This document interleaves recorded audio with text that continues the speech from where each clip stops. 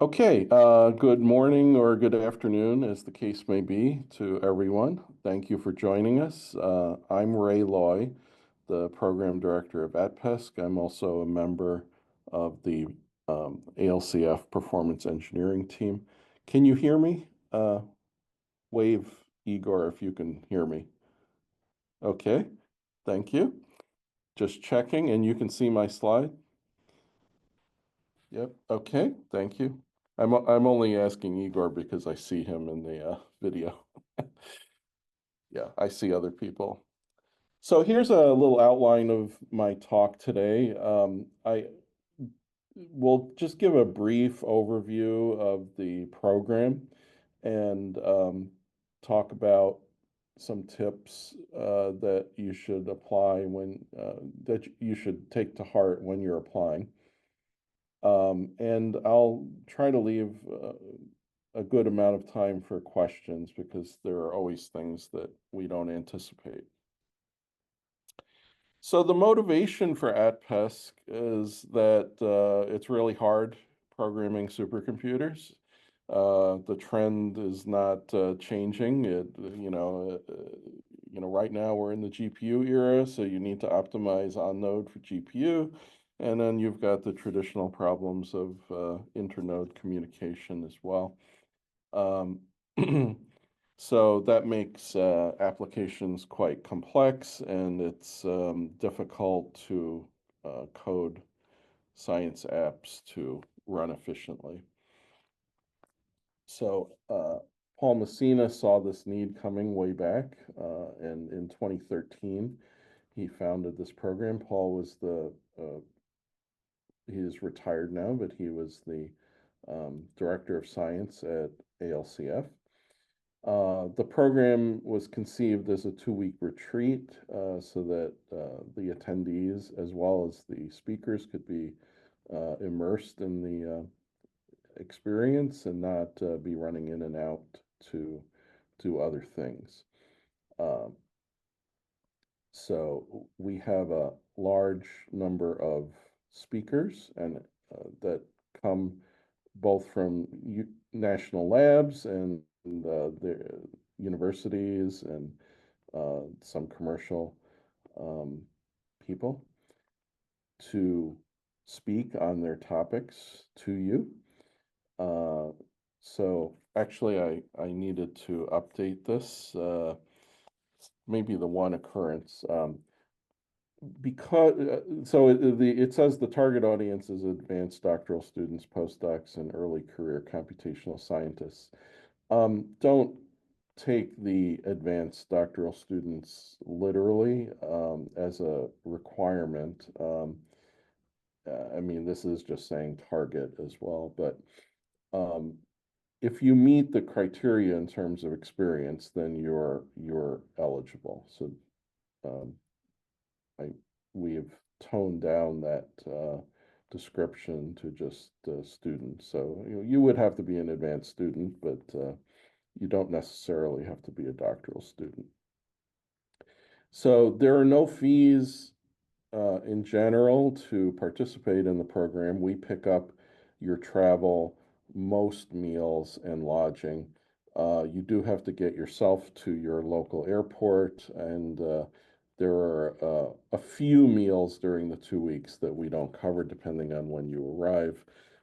But in general, we cover most of the costs. So that should not be an impediment to anyone attending. It's highly competitive, so you should pay attention to what you put together for your application materials. And there are 3 general areas that are important. Your experience in MPI, OpenMP, or data science that demonstrates that you're at a level that you can take in the material in the course.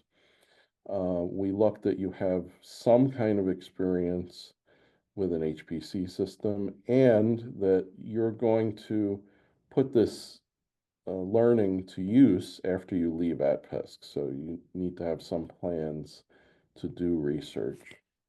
in computational science and engineering. So probably by now you've encountered our homepage. So I just put it here in case for reference. For those of you who are not in DOE, the U.S. Department of Energy has many national labs. Argonne National Lab is one of them, and the Argonne Leadership Computing Facility, which is hosting ATPESC, is at Argonne. Our sister sites for computing within DOE are Oak Ridge and NERSC. So Oak Ridge in Tennessee it's the OLCF, and they are a facility that provides likewise computing for researchers running at scale. And then NERSC and at Lawrence Berkeley Lab provides more smaller scale. They support smaller scale science runs. And Argonne is near Chicago in Illinois. And ATPESC will be held in the Chicago area, but we're not quite ready to announce the venue. So at Argonne, the Leadership Computing Facility is actually only one of the scientific user facilities.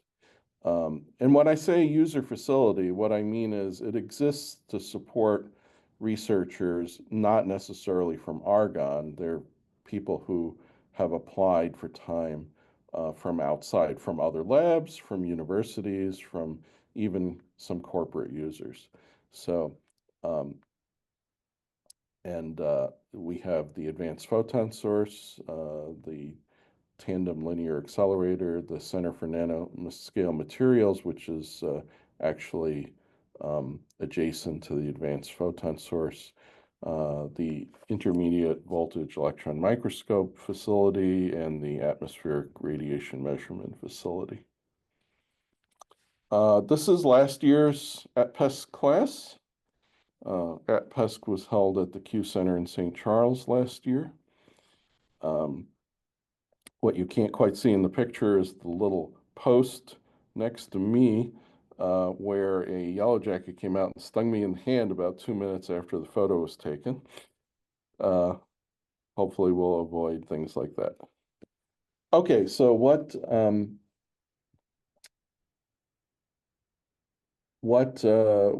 ATPESC? Well, if you go to the website, you'll be able to look at the agenda for previous years. And the 2 weeks are broken down into 8 tracks: hardware architectures, programming models, software sustainability, visualization and data analysis, numerical algorithms and software, performance tools, debuggers, data-intensive computing, and machine learning and deep learning.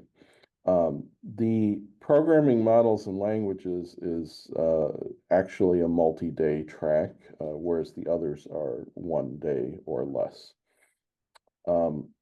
Every year we try to do some tuning of the time. We don't expect any large changes this year, but we are always looking at the curriculum to keep it timely and relevant. So attendees to ATPESC will get access to all of the resources at ALCF, which I expect this year will include Aurora since it just went into service, Polaris, which has GPUs, large machine with GPUs, and the AI accelerated machines, the Samanova, Cerebras, and GraphCore. At OLCF, we'll have access to Ascent and NERSC, whatever, we have general access to the machines at NERSC. And then depending on presentations, hands-on exercises that vendors, particularly talking about tools, may use. We may have access to resources like the Intel Dev Cloud or other vendors. So there are multiple goals here. Of course, we want to try to round out your knowledge of different topics in HPC so that we know that people tend to they land in some research group that's doing some particular thing and they will have experience in that niche, but we'd like to impart upon you a broader knowledge about the field. We um, bring a lot of resources for you to get exposure to the different machines and architectures. And big part of it, of course, is that you have face-to-face interaction with not just the lecturers, but with each other and can get help. So just a disclaimer, this is a screenshot from last year. I don't think there may be some dates that changed or whatever, but so don't take this literally, but the application instructions or, the web page will point you to the current version of this page. Please read it. It, gives you many tips about what we're looking for. It's not just think about it. When we say that you need experience in such and such, we need you to document it in what you're submitting, not just say 3 words about it. So and like I said, if there are any questions, you can email us, but we encourage anybody who is qualified to apply. If you have some unusual circumstance that you don't feel fits the situation, the best general advice is to explain it in your statement of purpose, which is one of the 3 documents that you submit in your application. Excuse me? Pretty good. How are you? Pretty good. Oh, someone needs to mute. I need to talk to both of you about 2 different things. Okay. I guess I'll start with 3. Okay, sorry, I muted you. Okay. Oh, I just noticed someone asked in the chat, will you have access to the seminar for later reference? Yes, I will post the slides and within a few days, we'll have the video posted as well. And I will send out an email to the registrants that to let you know where it is. It'll be linked on the web page for this webinar, as well as on the ATPESC page. Okay.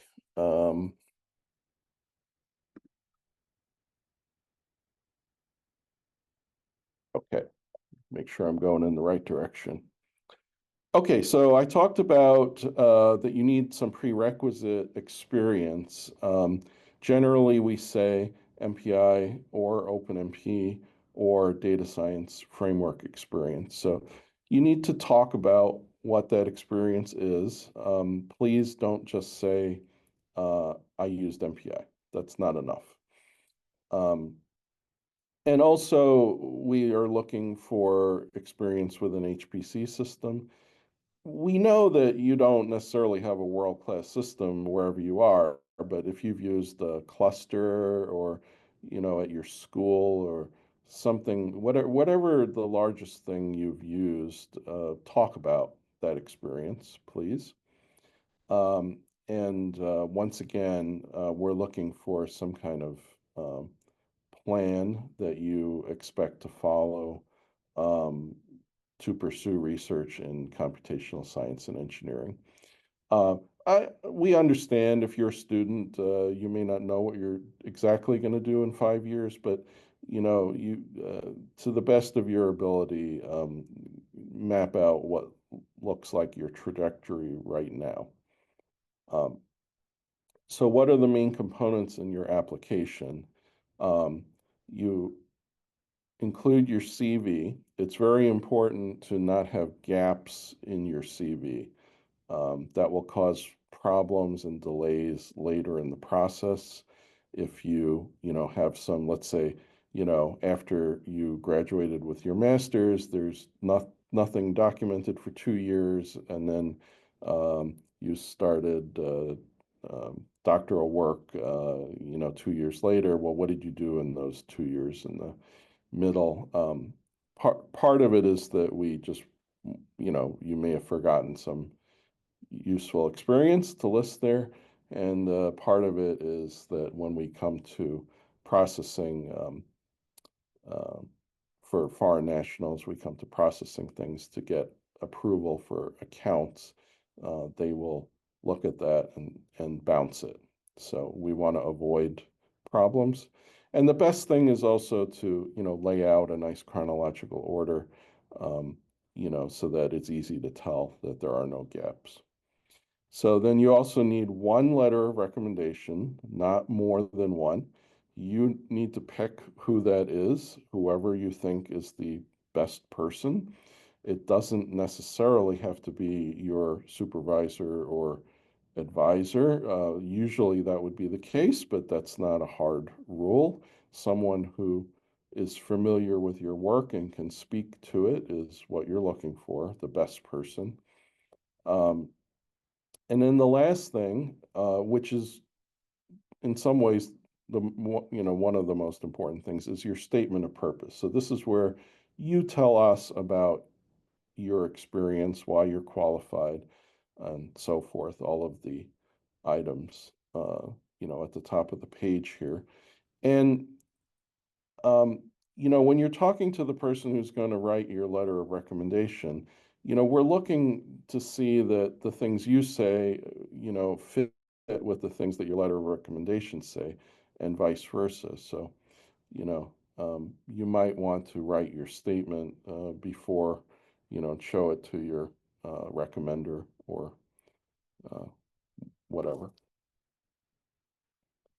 So the number one problem with applications when the committee is reviewing them, so, we will have a committee of something like 60 people reviewing your applications, is that when things are unclear, then you get a score in some area that is middling, and you want to try to avoid that. So um, details are important, the best you can do, please. So some examples, if you just said, I took a class in MPI, well, we don't really know what you did, um, or you ran a code that uses MPI. So we don't even know, did you write some code with MPI? Did you run it? Or we know you ran it, but did you modify any of it? Right. So you want to, talk about how much about it I'm just using MPI as an example, right? MPI is not a strict requirement, right? You may have experience in other, alternatives, but that's just the example here. And, we know that a lot of research takes part in groups, and you need to talk about what your contribution to it personally was, right? Otherwise, once again, if it's unclear, then we just don't know. And don't know is, does not lead to high scores in the evaluation. Okay, I already mentioned some of this, that we don't expect you to have access to a world-class system, but whatever you have done, you should talk about and tell us about core counts or node counts that you've run on. And have you done any scaling studies? Have you done any performance analysis?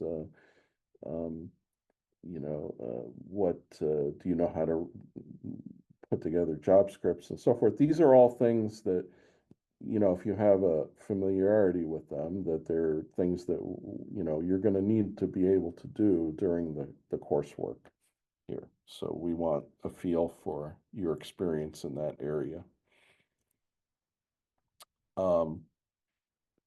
And now looking more closely at the plans to conduct CSE, tell us what your situation is, where you headed. If you're working on your thesis or something, then tell us what it's on. What do you think you're going to do when you complete? Do you think that, I mean, obviously, we know you don't have a crystal ball, but we want some plan, that your plan as it looks currently.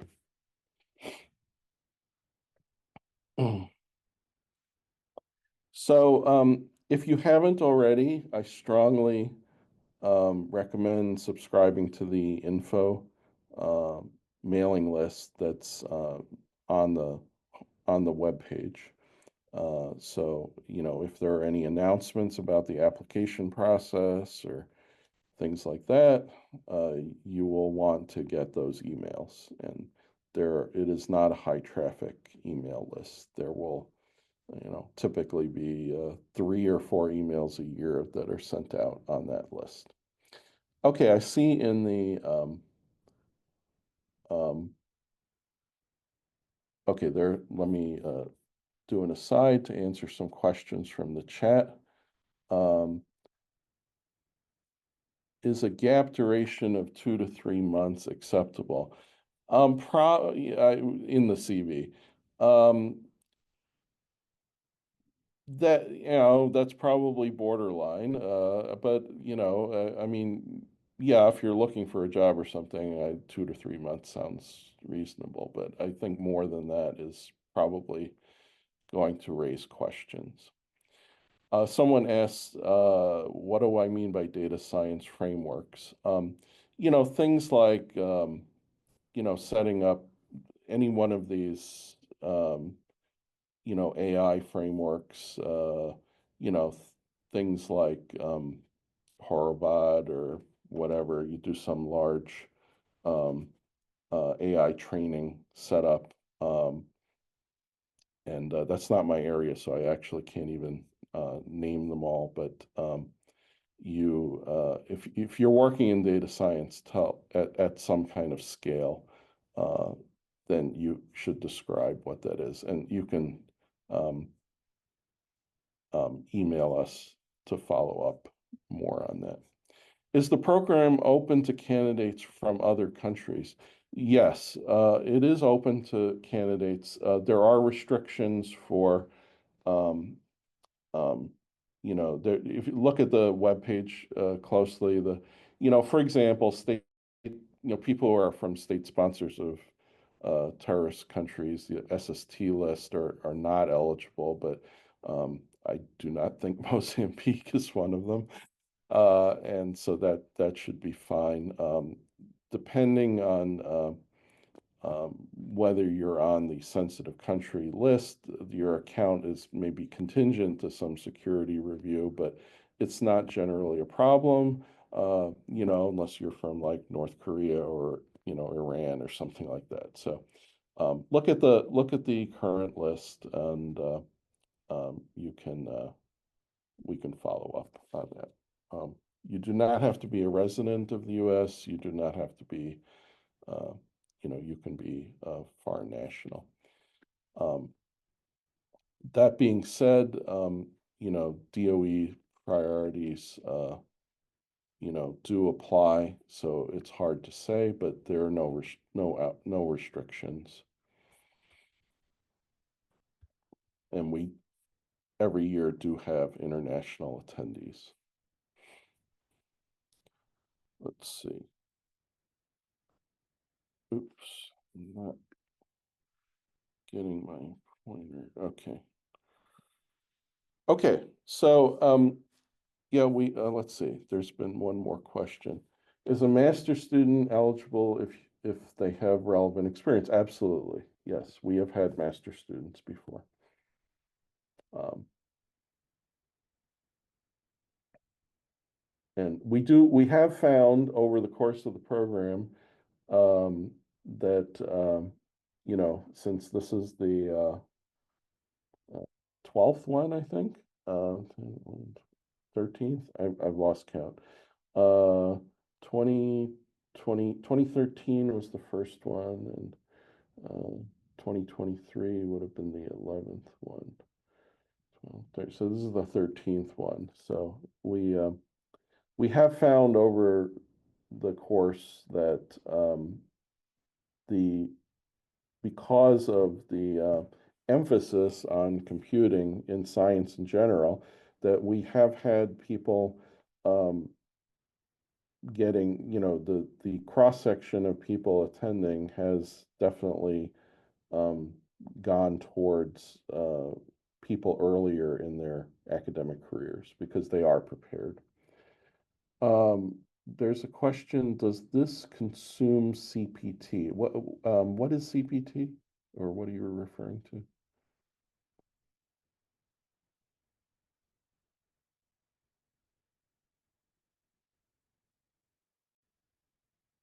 I'm not quite sure. You should email if It has to do with F1 visas and curricular practical training. oh, okay. I'm not familiar with the ins and outs of that. So if you can follow up with by email, then we can be more specific. I mean, um,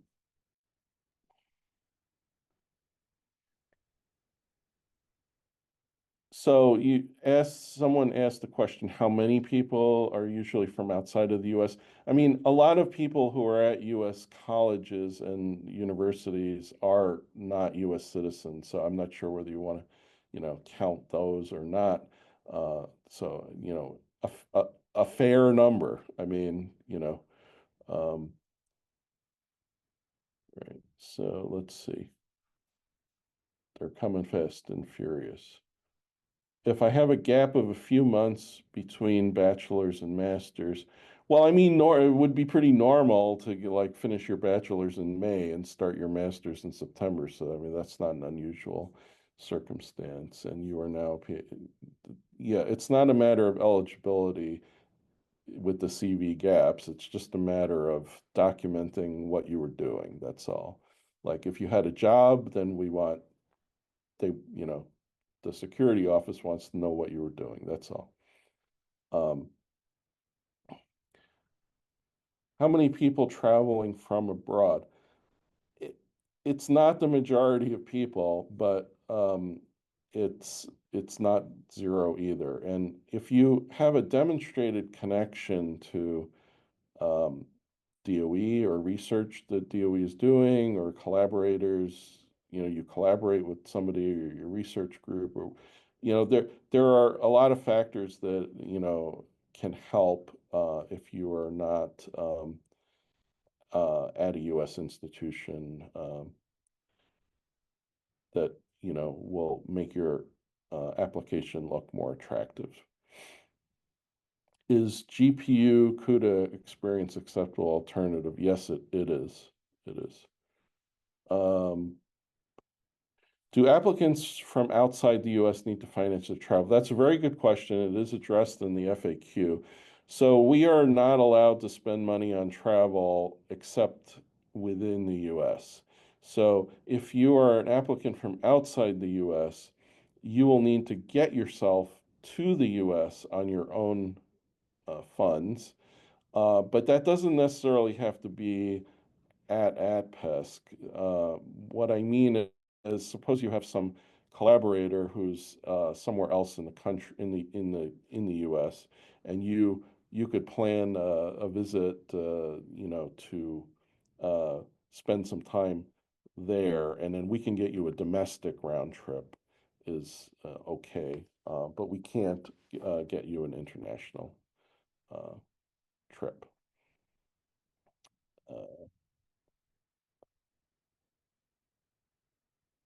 Well, what is the number of participants? Officially, we say 70, approximately 70. Lately, we have been able to accept 75. That will depend on various things, so at least 70. Okay.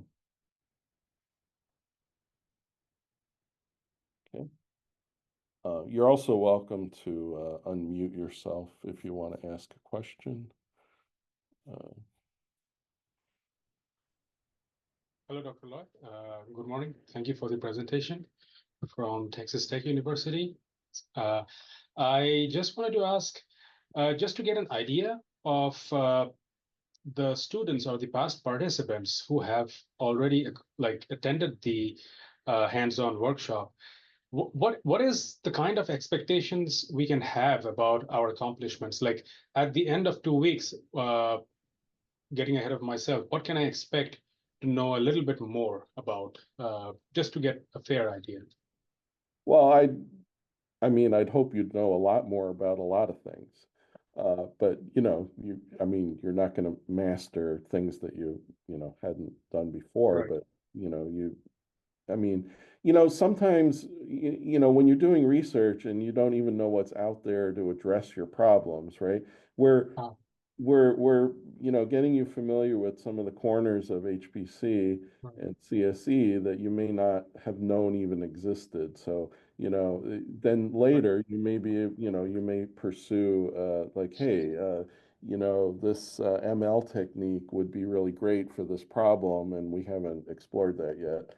So I know something to try. Okay. At least that level, right? Maybe you're Right. already working in something and it's a higher level technique that you can, pick up. Like maybe you're already, solving linear systems, but you didn't know this library exists that would make your life easier, right? So that, Right. That kind of thing. Okay. Thank you, Dr.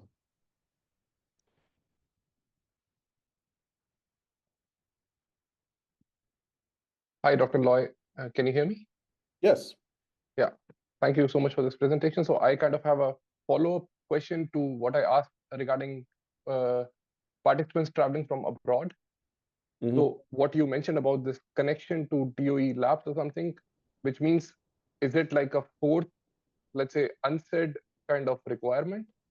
Because if I kind of fulfill the three primary things you said, but I do not have any, I live in Europe, I do not live in the US, It's not a black and white requirement, but if somebody's really outstanding, we will try to, get them in. okay. But bear in mind the program's paid for by, US taxpayer money. So there are, various priorities, but we try as much as possible to go by the go by a competitive evaluation of them. We're not always able to get, every single person. But, if you're in the top 5, this is not a concern, that kind of thing. If you're near the bottom where, there are other factors, then it may be more of an issue. So it's not a black and white thing. Okay, and another short question. Could you please give some idea about the selection ratio kind of thing? Like how many apply and how many get selected, roughly?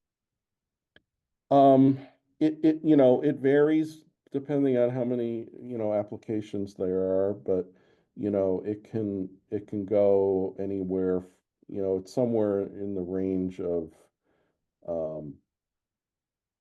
we assuming, we can get typically number of applications is in the ballpark ranging from a low, like during COVID, we had, like low, like 150. So that would be like a little, somewhere around 50% chance, but more historically, it's been 200 or more. So more like a 30% chance. Yeah, okay. Thank you so much.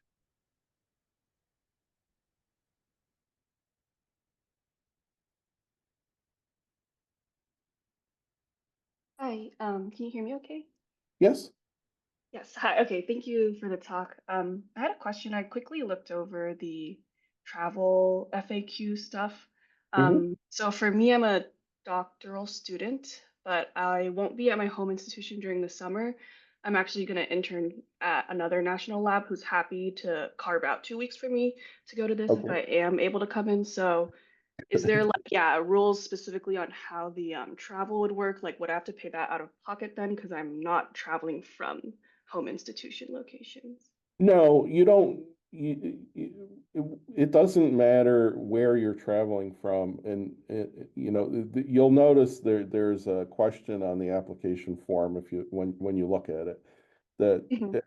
it actually asks you, where do you expect to be traveling from? And Ah, it's okay. not to weed out people. We're just trying to get a handle on, where, because it's just harder to arrange travel from like Hawaii than it is from California.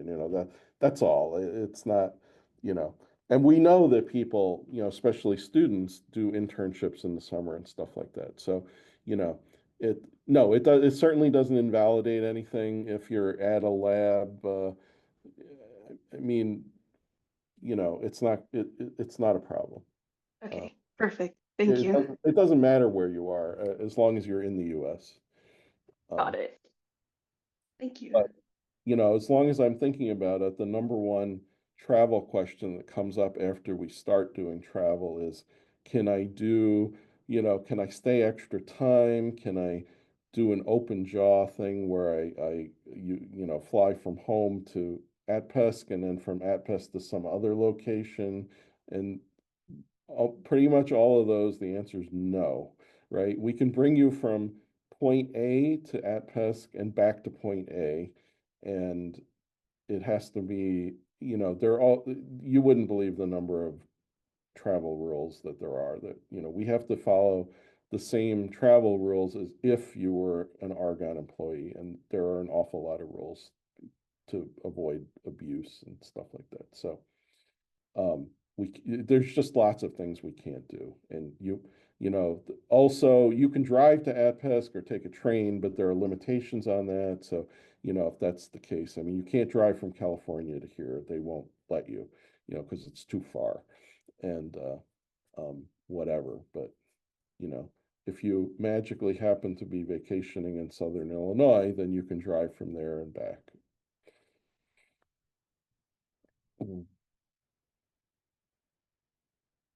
Let's see. Is there a preference given to research backgrounds and projects aligned with Argonne's mission? I would say the short answer is no. We like a broad variety of research areas. When it comes down to the picking people who are near the the cutoff, we score applications based on different criteria, which are just the experience and plans and things like that. The things that you're asked to do, those are scored. And, but when you get down to the 70th person, there are, we start, it's hard to tell people apart based on just that score. And we may try to do a little, if there are a lot of people in some area, we may, among people who rank the same, we may apply some, um, preference for people who are from in different areas, but that's not a general thing.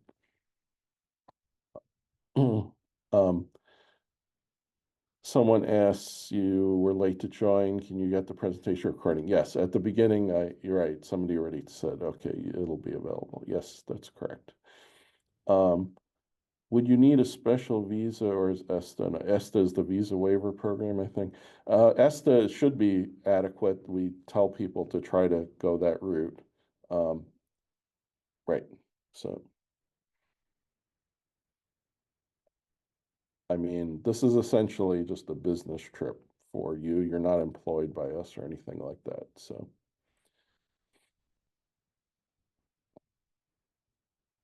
And we can provide visa invite letters in the case that, if, in any case where that's necessary.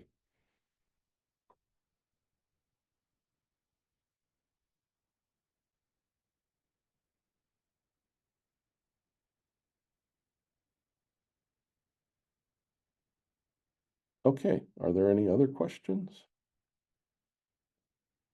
Excuse me, could you hear me? Yes?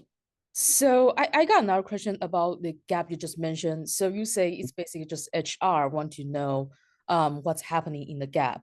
So for example, if I graduate in June, but there's a research project I keep working on until March in the next year, then then the project ends, then I went to graduate school like in July, August. Do I need to explain what happened between March and August? It's basically just like there's no job for that. Well, what do you mean there's no job? You're working on the research project. Just put an entry for that. I mean, it doesn't, you are doing something. Just write down what it was, that's all. Okay, so just put that in the CV, right? Yeah, yeah. Okay, but what I mean is like after the research project ends and before I get into a graduate school. Well, yeah, but I mean, like, how long is that? I mean, Just a few months, but I mean, it's I, not. I don't think 2 months is an issue, but if it's like, if I followed your example, it sounded more like 9 months. No, it's more like maybe 4 to 5 months. Is that okay? Well, it's not, it doesn't, I mean, you know, you could be doing nothing, but I mean, it's not, this is not an HR issue. It's really actually a security issue. You know, people want to know if you were employed by somebody during this period. I mean, if you were unemployed or doing independent research or something like that, that's fine. It's not a problem. It's just, it needs to be documented. That's all. Oh, okay. Now I see your point. Thank you. I mean, they want to know that, you know, you weren't employed at, you know, the Hanoi Department of, you know, Propaganda or something like that. I don't know what, you know, I'm just making stuff up that, you know, that they just, if you don't say anything, they don't know. So then, you know, then, Okay. then they bounce it back and then they ask us to ask you to fill, you know, tell us what you were doing during this time period. That's all. Okay. So the point is, if there's nothing, we still need to put that in the CV. I would say if it's more than a month or two, yes. Yeah, you know, I mean, or like I said, you know, if you know, a gap, I mean, like you know, if you're a student and you didn't do anything for the summer between May and September, I don't think that's probably I actually, I don't know what their criteria is. Exactly, you know, I'm Okay. just sort of guessing that what's, you know, abnormal or normal, you know, it's not, you know, it's not that abnormal for students to have the summer off, so I don't, Okay. Okay. Okay. No further question. Thank you. okay.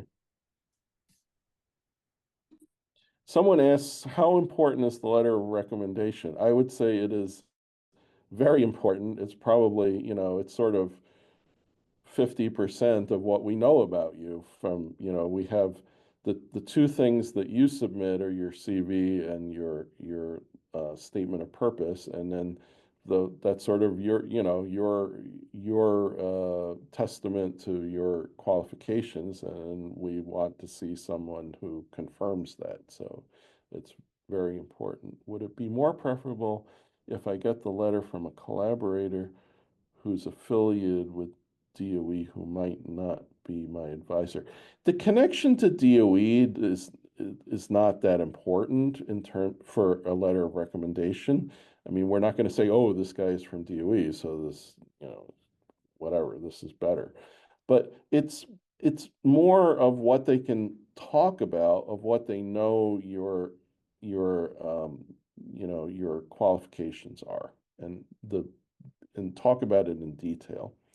So, if that person does know a lot, then that might be better than your advisor. I don't know. When I was an undergrad, my advisor knew like nothing about me. And I guess when I was a graduate student, my advisor knew more, but I don't know where you are exactly. But it all depends.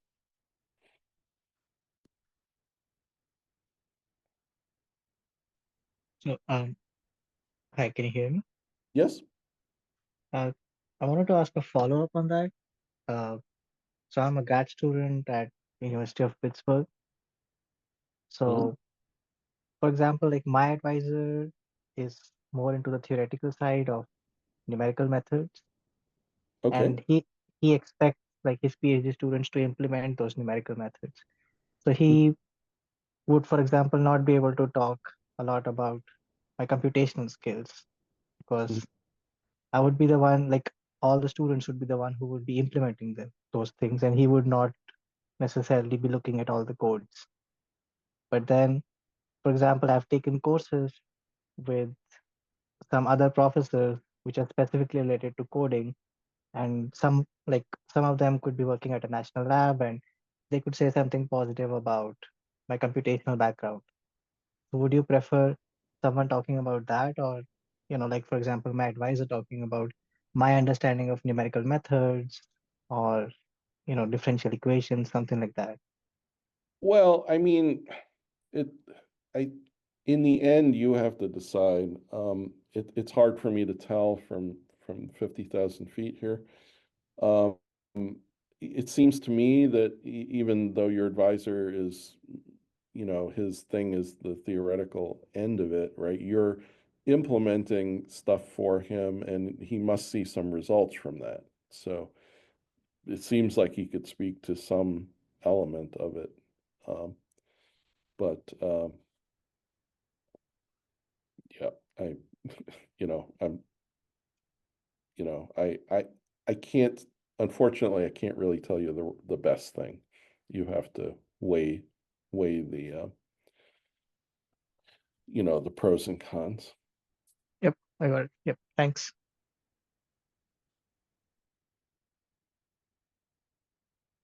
I guess another thing I would strongly suggest is that you not leave it till the last minute to ask someone for a letter of recommendation. Like everybody else, letters of recommendation are due when the application is due, and we don't want to, disqualify you if they're not in, because we can't do anything about evaluating your application until we have everything, and it's on a fairly tight time schedule. Any other questions? So I can ask another question. Sure. So do you start evaluating applications as they come in, and start like making a rough decision, or do you like evaluate them all after the deadline, something like that? No, they're not evaluated until the deadline is passed. They're distributed to a committee. And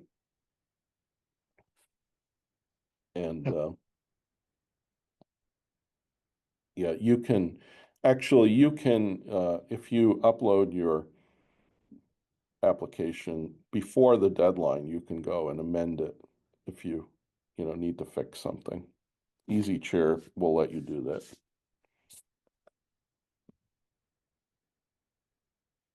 Thank you. But once the deadline passes, that will not be possible. You can't go back in and change anything. Okay. If that's all, I will thank you all for attending.